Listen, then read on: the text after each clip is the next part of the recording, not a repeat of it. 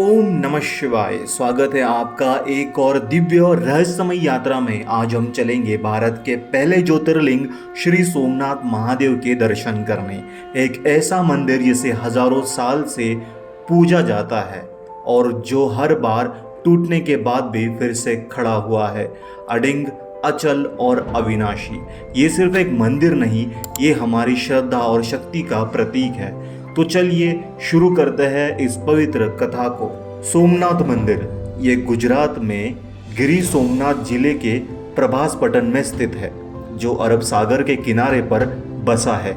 यहाँ से सूर्यास्त का दृश्य अत्यंत सुंदर दिखाई देता है। ये भगवान शिव के 12 ज्योतिर्लिंग में से सबसे पहला ज्योतिर्लिंग माना जाता है और है भी। सोमनाथ यानी कि सोम का नाथ। इसका अर्थ होता है सोम यानी कि चंद्रमा और नाथ यानी कि स्वामी, यानी कि चंद्रमा के स्वामी स्वयं भगवान महादेव। स्वयं चंद्रदेव ने यहाँ तपस्या करने के बाद भगवान शिव ने वर प्राप्त किया था और यहाँ पे ये मंदिर या ये शिवलिंग यहाँ पे प्रकट हुआ था। पौराणिक कथा के अनुसार कहते हैं कि चंद्रदेव को उनके ससुर दक्ष प्रजापति ने श्राप दे दिया था कि वे यक्ष रोग से ग्रसित हो जाएंगे। तब चंद्रदेव ने प्रभास क्षेत्र में आकर तपस्या की और शिवजी प्रसन्न हुए। शिवजी ने उन्हें श्राप से मुक्ति दी और यहाँ सोमनाथ के रूप में स्थापित हुए। ऐसे भी मान्यता है, कहा जाता है कि सोमनाथ का जो पहला मंदिर था, सबसे पहला मंदिर स्वयं चंद्रदेव ने यहाँ पे बनाया। उस मंदिर को निर्माण करने के लिए ईंट, पत्थर, दीवारों के साथ सोने का बहुत ज़्यादा उपयोग हुआ था। तब ये मंदिर पूरी तरीके से सोने से निर्मित था। बाद में कथा ऐसे भी सुनाई देती है और है भी शायद कि रावण ने बाद में सोमनाथ मंदिर को चांदी से बनाया था। कुछ कारण इसके पीछे का इतिहास हम अगले वीडियो में बताएंगे, लेकिन सोमनाथ मंदिर को स्वयं रावण, जी हाँ, रावण ने, दैत्य राक्षस रावण ने, लंकापति रावण ने मंदिर को चांदी से बनाया था। पूरे चांदी की मंदिर की बनावट यहाँ पे की थी। बाद में द्वापर युग में भगवान श्री कृष्ण ने पूरे मंदिर को चंदन की लकड़ियों से निर्मित किया था। चंदन की लकड़ियों को उपयोग करके इस मंदिर को पुनर्स्थापित करने की भगवान श्री कृष्ण ने नींव रखी थी। बाद में आकर जाकर इस मंदिर को कलयुग के प्रारंभ में फिर से पत्थर से निर्माण करना पड़ा। इसके पीछे भी बहुत कड़ी इतिहास है जो इस काल में हमें देखने को मिलती है, जब बाहरी आक्रमणकारियों ने भारत पर आक्रमण किया। सोमनाथ मंदिर कुल 17 बार लूटा गया, विध्वंस किया गया उसका। हर बार इसे दोबारा बनाया गया। ये इसकी दिव्य और आस्था की ताकत थी हमारी। सबसे पहले मोहम्मद गाजी ने सन 1025 यानी कि 1025 के मध्यकाल में उसने मंदिर पर हमला करके धन दौलत और शिवलिंग को तोड़कर वहाँ से कुल 20 लाख दिनार मूल्य का खजाना लूट कर ले गया। अब सोचिए, 20 लाख दिनार का खजाना, यानी कि सोना, चांदी और अन्य जेवरात। बाद में अफगान हमलावर थे जिन्होंने 1296 में दिल्ली की सल्तनत अलाउद्दीन खिलजी के सेनापति ने मंदिर पर हमला किया था। तब फिर से मंदिर को तोड़ा गया था।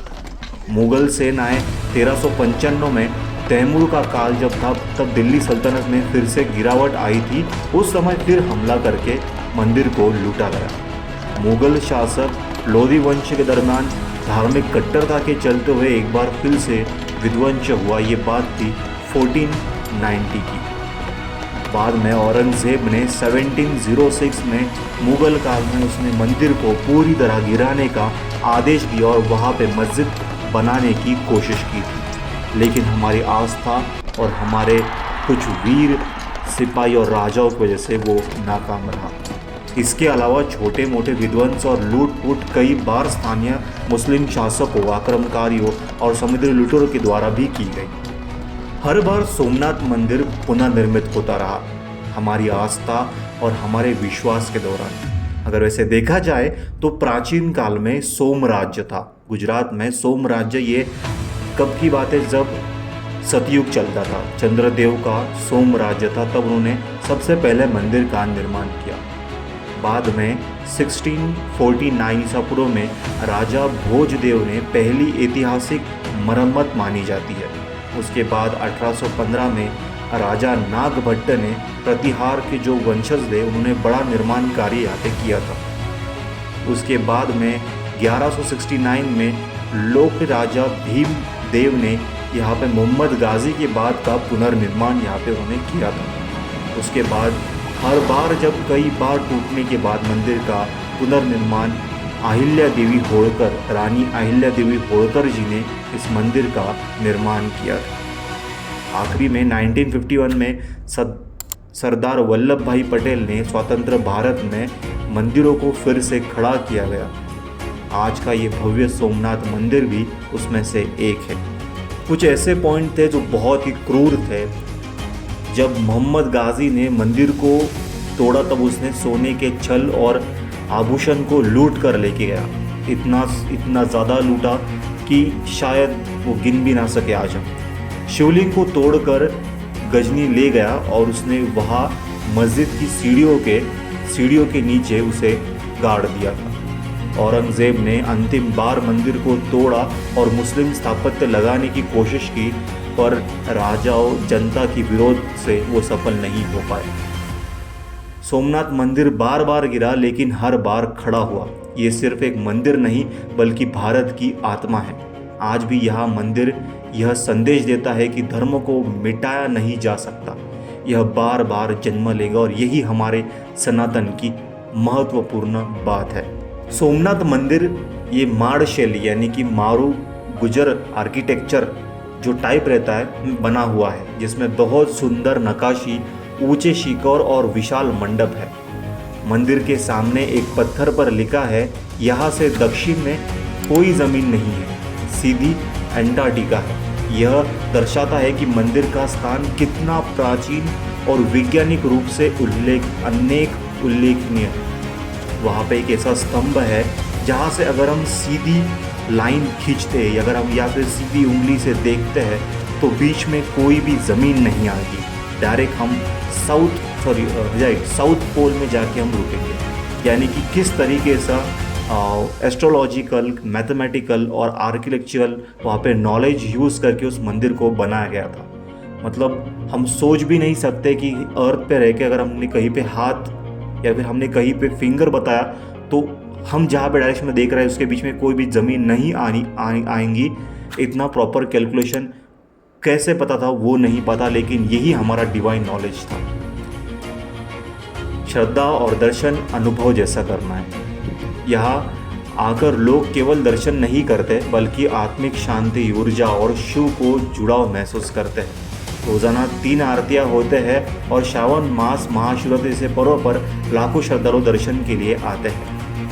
सोमनाथ मंदिर केवल एक भवन नहीं, यह हमारी आस्था की अमिट कहानी है। यह हमें सिखाती है कि चाहे कितनी भी बार गिरो फिर उठे और झट कर खड़े हो जाओ। जय भोलेनाथ, हर हर महादेव। अगर आपको ये वीडियो पसंद आई है तो इसे लाइक, शेयर और कमेंट ज़रूर करें। ऐसे ही और वीडियो देखने के लिए चैनल को सब्सक्राइब करना न भूलें और बेल आइकन को प्लीज़ प्रेस करें। वीडियो बनाने में मेहनत लगती है और इसके पीछे छोटी मोटी उम्मीद भी रहती है। हमारा मूल सिद्धांत है कि हम सनातन को ग्रो करें और इस भारत को टूटने से और भारत के हम हिंदू सनातनियों को टूटने से जोड़ें। हम कोई अलग नहीं है, ना ही मैं ब्राह्मण हूँ, ना ही मैं शूद्र हूँ, ना ही मैं वैश्य हूँ, ना ही मैं क्षत्रिय हूँ। मैं एक सनातनी हूँ और सनातनी भाई से, सनातनी बहन से ये प्रार्थना करता हूँ कि आप सब एक रहिए, हम सब एक परिवार हैं। मिलते हैं अगले वीडियो में। हर हर महादेव। अपना ख्याल रखिए और अपने साथ वालों का भी ख्याल रखिए।